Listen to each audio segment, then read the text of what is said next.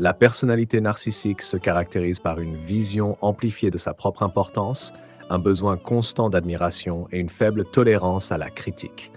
Derrière une apparence souvent confiante, la personne cache une fragilité émotionnelle qui l'amène à protéger son image coûte que coûte.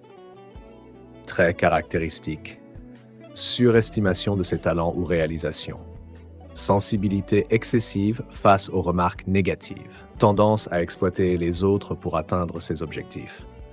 Manque d'empathie pour les émotions et besoins d'autrui. Recherche de reconnaissance et d'apparence soignée. Peut-elle être agressive ou sadique? Oui, dans certains cas. Narcissisme agressif, réaction défensive face à la critique ou à la remise en question, pouvant se traduire par des attaques verbales ou un comportement vindicatif.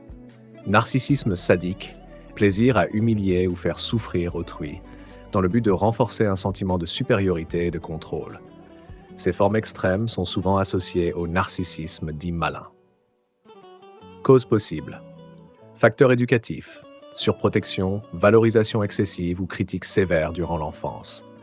Facteurs biologiques, prédisposition génétique et influence neurochimique.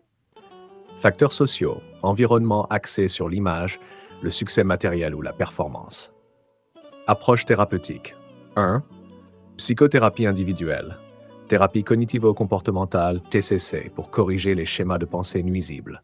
Approche analytique pour explorer les racines émotionnelles. 2. Thérapie de groupe. Favorise la prise de conscience de l'impact des comportements sur les autres.